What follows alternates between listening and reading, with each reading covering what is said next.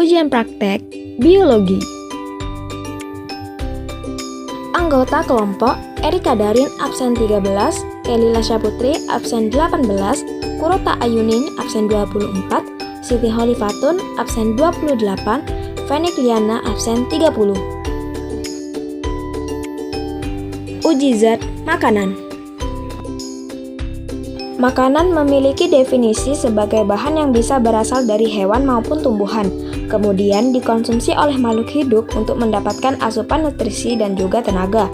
Setiap jenis gizi yang masuk ke dalam tubuh melalui makanan memiliki fungsi yang berbeda.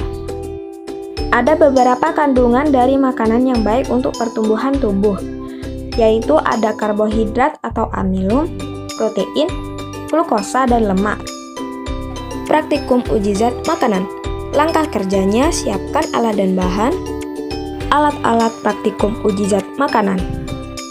Ada tabung reaksi dan raknya, gelas beker, pipet tetes, kaki 3 dan kasa, pembakar spiritus, mortar paste, penjepit kayu, dan korek. Oh iya nih, hampir lupa, ada spatula stainless steel. Bahan-bahan praktikum uji zat makanan.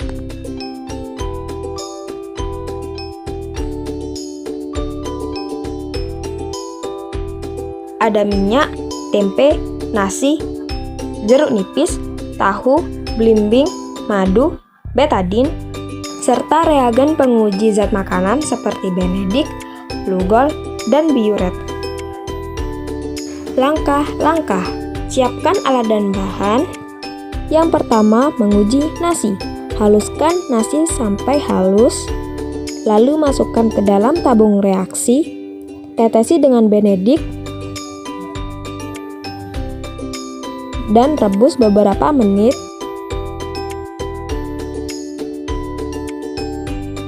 Amati hasil praktikum dari nasi. Yang kedua, kita menguji tempe. Haluskan tempe sampai halus, lalu masukkan ke dalam tabung reaksi, lalu ditetesi dengan biuret.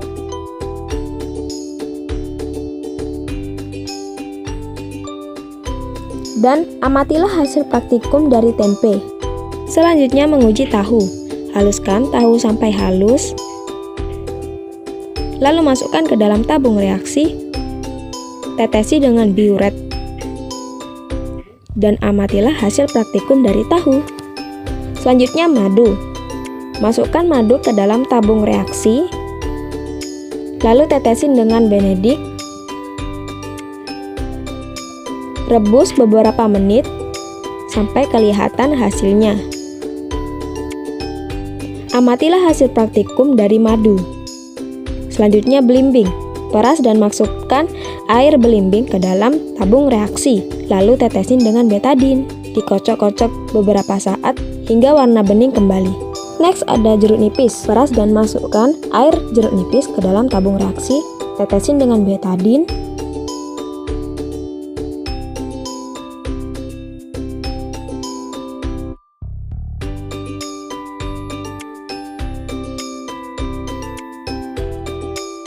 Lalu kocok hingga warnanya menjadi bening kembali.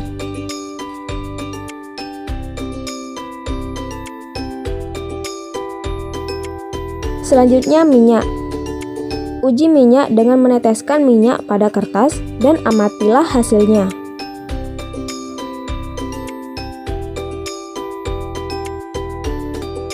Hasil dan pembahasan. Yang pertama ada nasi. Nasi kita uji dengan reagen Benedict, menghasilkan gumpalan nasi yang berubah menjadi warna kuning menuju coklat. Itu artinya nasi mengandung glukosa. Yang kedua tempe. Tempe kita tetesi dengan reagen biuret. Hasilnya menjadi berubah warna ungu. Itu artinya tempe mengandung kandungan protein. Selanjutnya madu. Madu kita tetesin dengan reagen Benedict. Hasilnya terdapat endapan berwarna merah bata setelah direbus selama beberapa menit. Itu artinya kandungan yang terdapat pada madu glukosa. Selanjutnya tahu. Tahu kita tetesin dengan reagen biuret. Hasilnya berubah menjadi berwarna ungu samar. Itu artinya tahu mengandung protein. Selanjutnya jeruk nipis. Jeruk nipis kita tetesin dengan betadin. Setelah dikocok, warnanya kembali menjadi bening. Itu artinya jeruk nipis mengandung vitamin C. Selanjutnya belimbing. Belimbing kita tetesin dengan betadin. Setelah dikocok, warnanya kembali menjadi bening. Itu artinya belimbing juga mengandung vitamin C. Yang terakhir minyak. Minyak kita tetesin pada kertas. Kertasnya menjadi transparan. Itu artinya minyak mengandung lemak. Uji glukosa. Glukosa merupakan karbohidrat paling sederhana. Benedik merupakan reagen yang digunakan untuk menguji kandungan glukosa pada bahan makanan jika hasil reaksi tersebut menghasilkan warna merah bata. Itu terjadi ketika reagen Benedik dicampurkan dan dipanaskan dengan glukosa, di mana glukosa memiliki elektron untuk diberikan. Tembaga atau salah satu kandungan di reagen Benedik akan menerima elektron tersebut dan mengalami reduksi sehingga terjadi perubahan warna. Selama proses ini, Cu2+ tereduksi menjadi Cu+. Ketika Cu mengalami reduksi, glukosa memberikan salah satu elektronnya dan dioksidasi. Karena glukosa mampu mereduksi Cu pada Benedik, maka glukosa disebut sebagai gula pereduksi dan menghasilkan warna merah bata. Uji protein. Uji protein dilakukan untuk mengetahui kandungan bahan makanan yang mengandung protein. Protein merupakan bagian dari semua sel hidup dan merupakan bagian terbesar tubuh setelah air.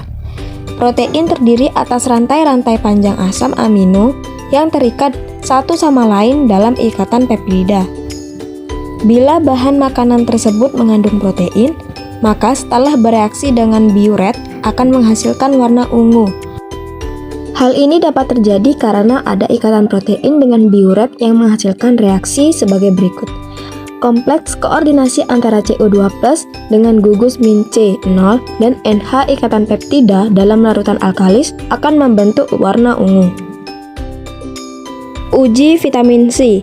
Vitamin C disebut juga asam askorbat. Vitamin C banyak terdapat pada buah-buahan dan sayuran berwarna hijau. Kekurangan vitamin C mengakibatkan skor butum, pendarahan pada kulit, kerusakan sendi, dan gusi. Untuk menguji kandungan vitamin C pada bahan makanan dapat digunakan larutan amilum iodida atau biasa juga disebut dengan betadin. Bila dalam larutan vitamin C ditetesi oleh betadin, maka akan terjadi reaksi antara asam askorbat dan ion-ion iodin. Akibatnya iodin yang terlarut akan hilang dari air dan warna air akan menjadi bening. Uji lemak. Lemak memiliki fungsi penting bagi tubuh, yakni menjadi sumber tenaga kedua dalam tubuh sebagai bantalan penahan panas di bawah kulit, komponen struktural dalam tubuh, dan pembawa bagi absorpsi vitamin larut lemak. Menguji kandungan lemak dapat dilakukan untuk mengetahui sifat, kelarutan, dan jenis lipid dalam suatu bahan. Kertas merupakan bahan untuk menguji kandungan lemak. Karena kertas mudah menyerap air atau minyak, jadi sangat cocok untuk pengujian ini. Pengujian lemak ini dengan meneteskan minyak pada permukaan kertas. Jika ada noda transparan, maka bahan makanan tersebut mengandung lemak. Kesimpulan, kandungan gizi dari suatu makanan dapat kita uji menggunakan lugol sebagai penguji ada atau tidaknya amilum, biuret sebagai penguji ada tidaknya protein, kertas buram sebagai penguji ada tidaknya lemak, reagen Benedik yang kemudian dipanaskan sebagai penguji ada tidaknya glukosa, dan betadin yang menguji ada tidaknya vitamin C pada makanan. Dalam praktikum, untuk menguji ada tidaknya kandungan suatu zat terhadap suatu makanan harus dipanasi. Hal itu dimaksudkan agar larutan yang diuji tersebut terlihat reaksinya.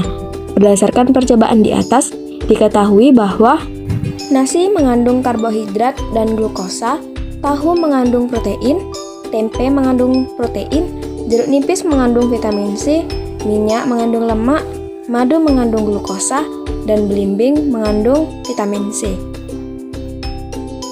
Sekian dari kelompok kami, terima kasih.